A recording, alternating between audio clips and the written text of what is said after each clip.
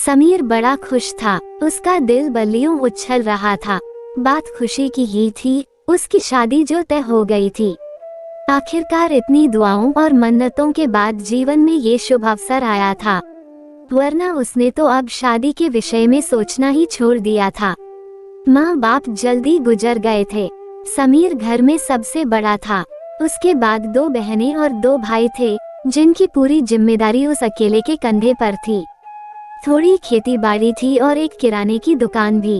18 बरस की उम्र रही होगी जब माँ बाप साथ छोड़ गए। समीर ने बड़ी मेहनत की। चारों भाई बहनों की देखभाल और उनकी शादी ब्याह की जिम्मेदारी उसने माँ बाप बनकर उठाई थी। अब उसकी 42 बरस की उम्र हो आई थी। इस उम्र के उसके दोस्त अपने बच्चों की शादी की चिंता में मग्न थे और वो अभी तक छुट्टे बैल की तरह घूम रहा था। छोटे भाई बहनों की नैया पार लगाते लगाते कब समीर के बालों में सफेदी झलकने लगी थी, उसे पता ही नहीं चला। सबका घर बसाने के चक्कर में उसका अपना घर अब तक नहीं बस पाया था। चलो देर आए दुरुस्त आए। रिश्ते की बुआ ने आखिरकार उसकी सगाई तय करा ही दी। उसका मन बुआ को दुआएं देते नहीं थक रहा था। लड़की पास के गांव की थी, 6 बहनों में तीसरे नंबर की। समीर अपनी बुआ के साथ लड़की देखने पहुंचा तो शर्म के मारे गर्दन ही नहीं उठ रही थी। लड़की चाय की ट्रे लिए सामने खड़ी थी। समीर नजरें नीचे किए बस उसके कोमल पैरों को निहार रहा था।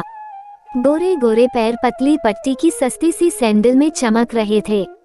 नाखूनों पर लाल रंग की नेल पॉलिश चढ़ी थी। समीर तो उसके पैरों को देखकर ही रीझ गया।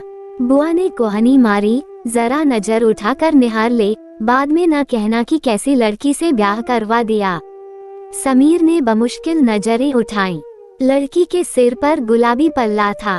आधा चेहरा ही समीर को नजर आया, चांद सा, बिल्कुल गोरा गोरा। समीर ने धीरे से गर्दन हिलाकर अपनी रजामंदी जाहिर कर दी। शादी की तारीख महीने भर बाद की तय हुई थी। समीर घर की एक एक चीज साफ करने में जुटा था। घर में उसके सिवा कोई था ही कहाँ जो सब संवारे बुहारे। सब उसे ही करना था। बहनें ब्याह कर अपने घरों की हो गई थीं। दोनों भाई रोजगार के चक्कर में दिल्ली गए तो वहीं के होकर रह गए। एक एक करके अपनी पत्नियों और बच्चों को भी ले गए कि वहाँ बच्चों की अच्छी परवरिश और पढ़ाई हो सकेगी। पीछे रह गया समीर अकेला। 1 महीने में समीर ने घर का कायाकल्प कर डाला। अपनी पत्नी के स्वागत में वह जो कुछ भी कर सकता था उसने किया। आखिरकार शादी का दिन भी आ पहुंचा। घोड़ी पर सवार समीर कुछ दोस्तों और रिश्तेदारों से घिरा गाजे बाजे के साथ धड़कते दिल से अपनी होने वाली ससुराल पहुंचा। लड़की वालों ने स्वागत सत्कार में कोई कमी नहीं छोड़ी। जयमाला, फेरे सब हो गए। समीर बस एक नजर अपनी पत्नी के चेहरे को देख लेना चाहता था, मगर चांद पर लंबा घूंघट पड़ा था। आगे पीछे उसकी बहनें, सहेलियां और रिश्ते की बहुएं। सुबह विदाई के वक्त भी लंबा सा घूंघट। विदा की बेला आ गई। समीर घूंघट में जार जार रोती अपनी दुल्हन को लेकर अपने गांव पहुंच गया। सारा दिन रीति रिवाज निभाते बीत गए। दुल्हन भीतर कमरे में औरतों के बीच दुबकी बैठी रही और वो बाहर मर्दों में। आखिरकार सुहागरात की बेला आ गई। औरतों ने आकर समीर को पुकारा और धक्का देकर कमरे के भीतर धकेल दिया। चांद पर अब भी घूंघट पड़ा था। समीर झिझकते हुए पलंग पर बैठा तो उसका चांद और ज्यादा सिमट गया।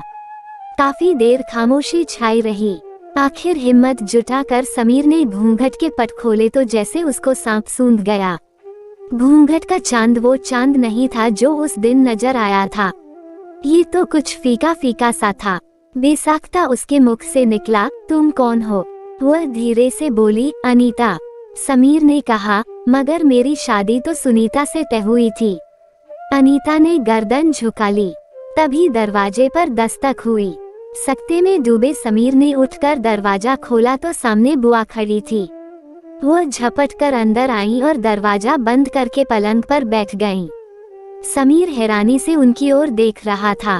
कुछ पूछना ही चाहता था कि बुआ बोल पड़ी, समीर ये अनीता है, सुनीता की बड़ी बहन। तेरी शादी सुनीता से तय हुई थी, मगर वो किसी और से प्रेम करती थी, उसके साथ भाग गई। वो उम्र में भी तुझसे काफी छोटी थी, चंचल थी। तू उसे संभाल नहीं पाता। इसके पिता तो बड़े दुखी थे, मुझे बुलाकर सब सच सच बता दिए थे, माफी मांगते थे, मिन्नतें करते थे। फिर मैंने तेरे लिए अनीता को पसंद कर लिया। सब विधि का विधान है। ये भी शायद तेरे लिए ही अब तक कुंवारी बैठी थी। छोटी बहनों की शादियां पहले हो गईं। देख समीर, अनीता रूप में भले सुनीता से थोड़ी दबी हो, मगर गुणों की खान है। अपना पूरा घर इसी ने अकेले संभाल रखा था। इसको अपना ले। तेरा ब्याह इसी के साथ हुआ है, अब यही तेरी पत्नी है। बुआ समीर पर दबाव बनाते हुए बोली। समीर सिर पकड़े नीचे बैठ गया। बुआ और अनीता एकटक उसका चेहरा देख रही थीं कि पता नहीं इस खुलासे का क्या अंजाम सामने आए। चंद सेकंड बाद समीर ने सिर उठाया और बोला, बुआ, घूंघट में घोटाला हो गया, मगर कोई बात नहीं, नुकसान ज्यादा न हुआ। बुआ हंस पड़ी, साथ में समीर भी ठठा पड़ा और चांद के चेहरे पर भी मुस्कुराहट तैर गई।